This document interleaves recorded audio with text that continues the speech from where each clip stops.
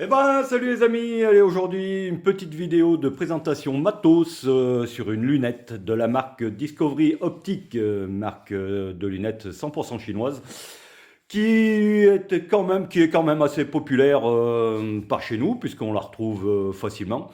Notamment, c'est un produit que vous allez pouvoir retrouver chez Optis à Yssingeaux, donc magasin normalement, à la base dédié à l'optique, et puis maintenant, bientôt, je pense, ou alors à moins que ce soit déjà fait, qui sera bientôt une armurerie.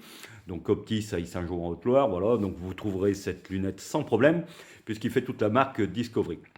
Alors, aujourd'hui, dans cette première vidéo, puisque cette lunette, je vais faire la revue de cette lunette en trois parties en fait. Donc il y aura une première partie unboxing, présentation on va dire.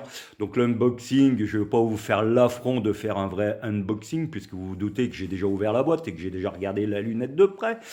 Donc on va surtout voir un petit peu avec quoi cette lunette est livrée.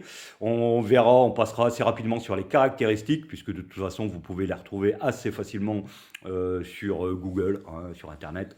Voilà les caractéristiques de la lunette.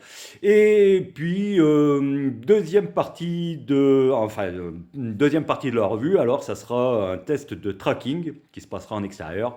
Et enfin la troisième et dernière partie de cette présentation, ça sera une vidéo qui se fera un petit peu plus tard puisque je vais la tester sur une carabine. Et puis, ça va être un test, vraiment le test sévère, quoi, puisque j'ai bien l'intention de l'essayer sur une carabine en 338 Lapua Magnum, histoire de voir si cette lunette supporte le recul de la superbe cartouche 338. Voilà. Donc là, ça sera vraiment...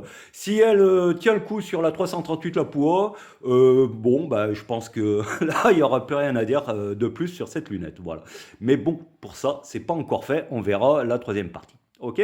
Allez, d'entrée de jeu, on va faire vite fait l'inventaire de ce qu'il y a dans la boîte. Alors, déjà la présentation, bon, je vais tourner la boîte.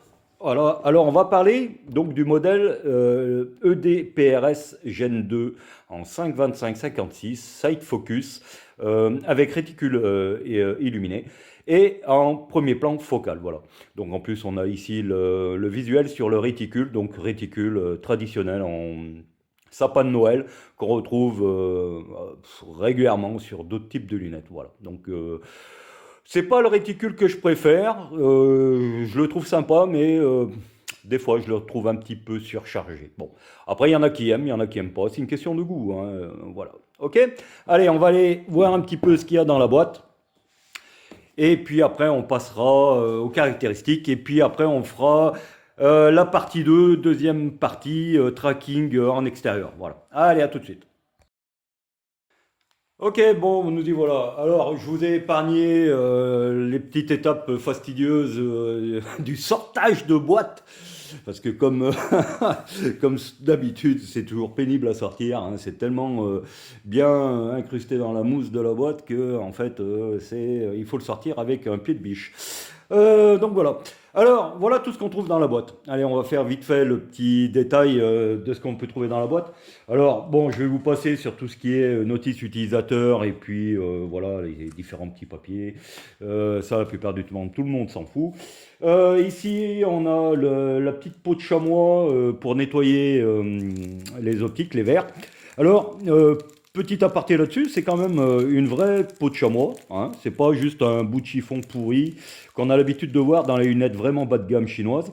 Donc là, c'est vraiment de la peau de chamois, donc pas mal. Bon point pour Discovery, hein, qui nous fournit un petit peu quelque chose d'un peu plus qualitatif que la plupart des produits chinois. Ok. Là, ici, dans la boîte, vous allez aussi voir ce petit outil qui vous servira à mettre votre lunette bien comme il faut sur votre rail, enfin sur votre carabine. Donc, c'est un petit système de cale qu'on vient glisser en dessous de la lunette lorsqu'on la met dans les rings, dans les scope rings, et qui permet au moins de mettre la lunette bien de niveau par rapport au rail de votre carabine. Ok. Donc ça c'est sympa. On peut le trouver en pièces seules sur AliExpress. Là c'est directement livré dans la boîte, donc franchement sympa. Alors en plus ça vous servira pour toutes les lunettes que vous avez. Donc si vous n'en avez pas, vous achetez une lunette Discovery, ça vous est fourni avec, et ça vous servira pour toutes vos autres lunettes. Donc c'est pas mal. Qu'est-ce qu'on a d'autre? Ici, on a les Scope Ring. Donc là, évidemment, je les ai choisis en 34, puisque bah, en fait, ça vient avec la lunette. Donc, comme la lunette a un corps 34, forcément, c'est du 34. Alors moi, en niveau de hauteur, j'ai pris la hauteur maximum. Pour la bonne et simple raison, c'est que je veux être sûr que mon objectif de 56 ne vienne pas toucher le canon, puisque je vais penter un maximum. Enfin, je vais penter un maximum. J'ai un rail de 20 MOA sur la carabine, mais de toute façon, je ne vais pas utiliser ces scope rings là, puisque en fait, moi, je veux un peu plus d'élévation, donc je ne vais pas les utiliser. Mais enfin bon, à savoir quand même qu'ils arrivent. Si vous voulez, par exemple, monter ça sur une carabine vite fait, genre une petite 22, une connerie comme ça, ou un 308, vous avez déjà les rings qui sont livrés avec. Si ça vous suffit pour l'élévation que vous souhaitez en tirer, écoutez, pourquoi pas. Ils n'ont pas l'air de mauvaise qualité, on verra ça un peu plus tard. Ok.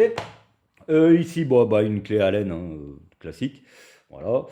Les butlers, enfin, c'est pas des butlers cric, c'est on va dire des caches objectifs et des caches oculaires. Voilà, hein, qui sont style Butler Creek, j'arrive pas à le dire. Ici, on a un petit levier qui vient se monter sur la bague de magnification hein, pour aider. Voilà. Donc ça aussi, rien de nouveau, hein, on le voit de plus en plus maintenant. Ici, on a un pare-soleil, donc truc classique. Et ici, on a donc un petit stylo qui va vous servir pour nettoyer les optiques. Donc ici, un petit tampon. Et de l'autre côté, un petit pinceau. Bon, voilà. Moi, j'ai un kit de nettoyage pour les optiques qui ressemble un petit peu à ça. Mais voilà, donc ça, je ne vais pas l'utiliser non plus. J'ai ce qu'il faut pour nettoyer mes optiques. Alors ensuite, bah, forcément, bah, la lunette. Alors, je vais faire un petit zoom dessus pour qu'on ait un petit peu plus le visuel sur la bête. Alors, vous allez peut-être pas le voir comme ça va pas vous sauter aux yeux directement sur l'écran, mais on va faire tout à l'heure un petit comparatif avec une autre lunette qui est déjà réputée pour être grosse. Et là, on se retrouve quand même vraiment avec une lunette qui est massive, voilà. Elle pèse un bon poids. Alors, j'ai déjà eu entre les mains des lunettes un peu plus lourdes que ça, hein. Par exemple, les Bushnell XRS2 que j'ai. Les Bushnell, oui, elles sont un petit peu plus lourdes, mais celle-là, ça serait intéressant que je la pèse. Mais d'ailleurs, je ne sais pas si ça sera nécessaire. À mon avis, dans les fiches techniques, à mon avis, ça doit être inscrit, le poids. On va y voir ça tout à l'heure. Tac. Alors, c'est le fait de rien préparer. Elle pèse quand même 1,255 kg. Hein, 1,255 kg. Donc c'est quand même un bon poids. Si, c'est un bon poids. On va vite fait détailler les spécificités de la lunette. Donc le modèle, j'ai déjà dit, c'est une DPRS Gen 2 525-56, premier plan focal avec réticule illuminé. Alors le réticule illuminé, on verra peut-être tout à l'heure dans la deuxième partie. C'est vraiment le centre du réticule qui est illuminé, c'est pas tout le réticule. Et ça peut être intéressant, on verra ça plus tard. Voilà. Et puis en premier plan focal, voilà. Quoi dire d'autre? Élévation totale 36 millirad. C'est les données techniques, hein, 36 millirad. On verra tout à l'heure dans la deuxième vidéo pour le tracking en extérieur. On verra si vraiment on a nos 36 millirad. Le clic 0,1 millirad, voilà, par clic. 10 millirad par tour de tourelle. Le diamètre de l'objectif 56, le diamètre de l'oculaire, toc toc toc, ils ne le disent pas. Mais puis on s'en fout, ce qui nous intéresse c'est surtout le diamètre de l'objectif. Le corps de la lunette en 34 évidemment, voilà. Ok, alors shockproof, yes. Waterproof, yes. Fogproof, yes. Nitrogen filled, donc rempli à l'argon, yes. Voilà. Donc bon, en gros, hein, bon, c'est ça. C'est ça que je suis en train de lire. Ouais, j'inventerai. Donc en gros, elle a tout d'une grande. Voilà. Ça, c'est ce que c'est la promesse, on va dire. Voilà, c'est la promesse. Ok. Euh, alors, par contre, là, je vais peut-être rapprocher l'ensemble. Alors évidemment, oui, zéro stop, hein, on verra ça peut-être plus tard. Zéro stop. Les tourelles sont pas verrouillables. Par contre, donc là, quand même, les chiffres sont balèzes. Voilà. Hein, ok, vous voyez le zéro, le 10 au-dessus. Intéressant aussi, la numérotation sur deux étages, c'est pas mal. Ce qui était un peu différent par rapport à la première génération de cette même lunette, puisque ça c'est la version Gen 2. Donc c'est une des choses qui est un peu différente par rapport à la première version, c'est que la première version de cette lunette, on n'avait que le marquage que sur un seul niveau. Ok, on n'avait pas le deuxième niveau. Moi j'aime bien. Moi j'aime bien avoir la numérotation sur les deux étages, sur les deux tours, on va dire, voilà. Hein, ce qui fait que lorsqu'on veut afficher 19, voilà, tac, allez, on va dire 19, tac, voilà. Et donc là on a fait 10, ok. Et voilà, on va dire, là on arrive à 19. Ah ben là je suis en haut de la tour, je suis en haut. C'est pas grave. Bon, vous avez compris le principe. Hein. Moi j'aime bien, voilà. Hein, ok, voilà. En plus, bon, ici, on a les deux petits marquages, on a le petit marquage en dessous, ce qui nous permet de savoir où on en est dans les tours. C'est pas mal aussi, j'aime bien. Hein. Ok. Qu'est-ce qu'on peut dire sur la tourelle de dérive? Bon, bah voilà. Ici, donc marquage à gauche, marquage à droite. Ok. Left, right. Ok. J'aime bien aussi. Ouais, voilà. La prise des tourelles est énorme. Voilà. On va y revenir, hein, parce que bon, j'ai pas des petites mains. Hein. C'est pas des mains de pianiste non plus. J'ai pas des petites mains. Et là, les tourelles sont tout simplement énormes, gigantesques. Je dirais même à la limite trop, trop. Enfin, trop, c'est jamais assez. Mais c'est vrai qu'elles sont quand même gigantesques. On fera le comparatif tout à l'heure avec une autre lunette que j'ai. Vous allez voir que c'est vraiment énorme. Ici, ben, le parallaxe. Ok. Donc le parallaxe, bon, c'est assez classique. Hein. Donc là, alors elle est assez dure, là, le parallaxe. Bon, la lunette est neuve. Hein. Une fois que ça aura été manipulé quelques fois, ça sera un petit peu moins dur. Donc là, on part de 25, hein, 50, 100, jusqu'à l'infini et au-delà, comme dirait Buzz l'éclair. Voilà. Pour ceux qui ont la ref. Ici, l'illumination du réticule. Là, ici, le logement à pile à l'intérieur. Bon, voilà, avec une 2032 classique. Il n'y a rien d'extravagant dans la lunette. Hein. C'est vraiment ce qu'on peut rencontrer de plus basique maintenant. Hein. Quasiment toutes les lunettes dédiées un peu au TLD et plus, ok, sont toutes à peu près sur le même profil, on va dire. Hein. On retrouve à peu près les mêmes choses de partout. Alors, la bague de magnification, bon, donc là, de 5 à 25, ok, pas de problème. Bon, là, c'est dur. Hein. Là, je suis en train de la manipuler. Bon, je la sens qui est dure. C'est normal, c'est neuf, comme d'hab. Hein. Bon, voilà. En plus, bon, là, j'ai pas mis le petit levier qui va se mettre ici, ce qui va sûrement aider. Mais il va falloir quand même, on va dire, un petit temps de rodage pour qu'elle soit un peu moins dure que ça. Mais bon, c'est pas, on va dire que c'est pas grave, hein, ça c'est pas grave. Ici le réglage de la dioptrie, hein, classique, voilà. Donc voilà, franchement, rien de plus à dire sur les caractéristiques de la lunette en elle-même, hormis qu'elle est quand même d'un sacré gabarit. Hein. Qu'est-ce que j'ai? Est-ce que j'ai un mètre sous la main? Alors ce que je vais faire, tac, je vais revenir tout de suite. On va faire quelques mesures. Je vais sortir un pied à coulisse. On va mesurer le diamètre des tambours. Et puis on va la comparer avec une autre lunette que j'ai sous la main, qui est déjà cette lunette, la lunette avec laquelle je vais comparer cette Discovery. La lunette est déjà réputée pour avoir des tambours assez gros. Mais là, franchement, là, c'est hors norme. C'est la première fois que je vois une lunette avec des tambours aussi gros. Alors, il y en a qui vont aimer. Moi, j'aime bien, même si, bon, là, ça me paraît un peu énorme.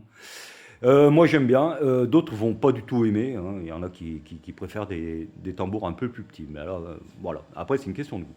Allez, on va comparer et puis on s'arrêtera pour cette première partie de présentation.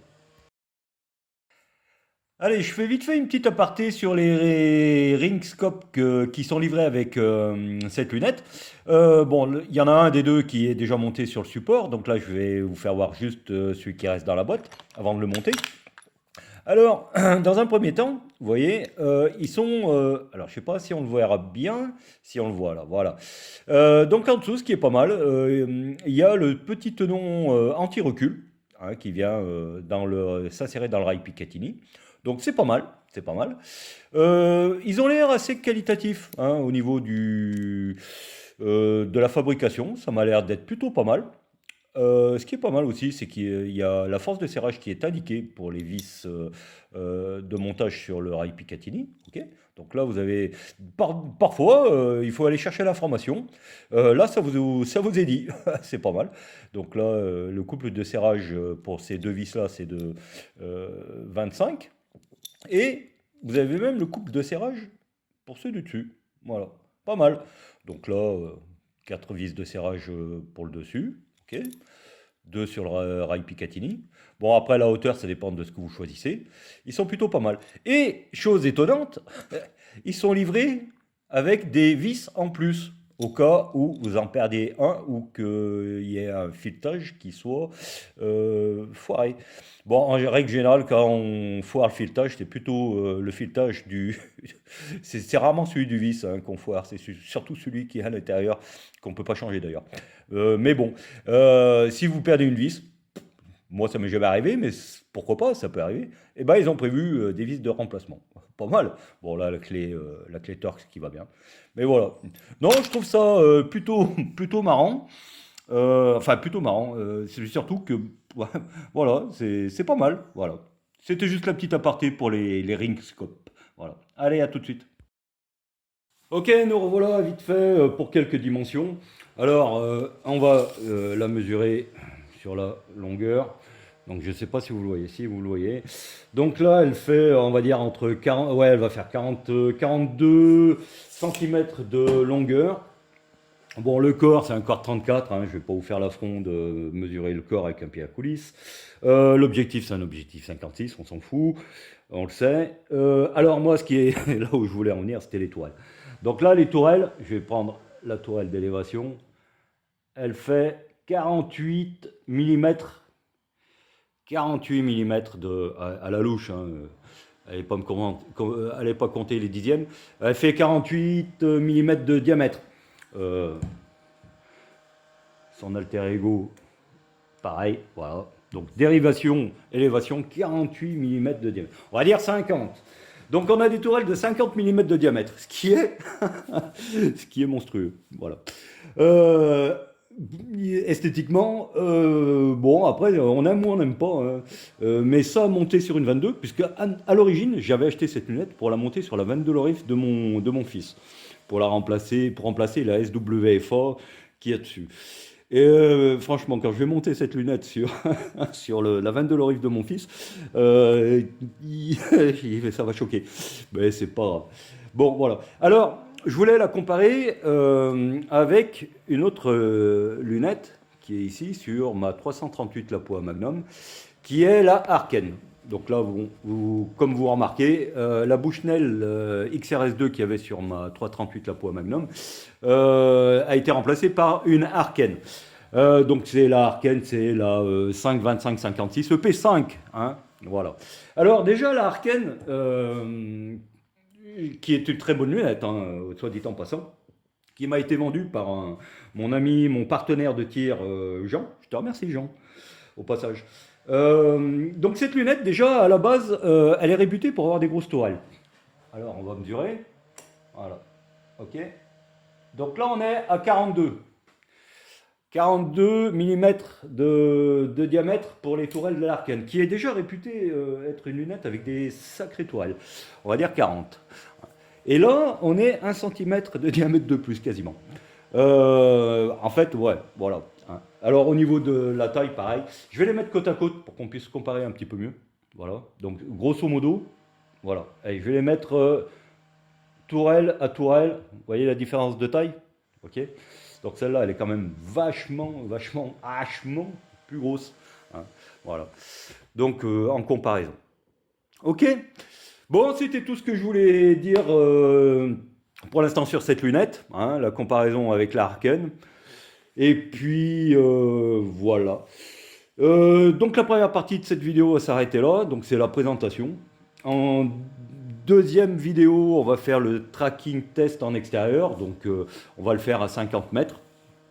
Donc je vous invite, si vous voulez suivre la revue de cette lunette Discovery, je vous invite à vous abonner à la chaîne, à activer les notifications, comme ça vous pourrez suivre la revue complète de A à Z de cette Discovery PRS ED 525 et tutti quanti. Voilà. Donc abonnez-vous, activez la notification et vous aurez une vidéo complète de chez complète. Allez, on va pas faire des vidéos trop longues, on va essayer d'être plus court, parce que c'est souvent ce qui m'est reproché, de faire des vidéos trop longues. Je vous dis à la prochaine fois pour la deuxième partie. Salut, salut, santé, prospérité.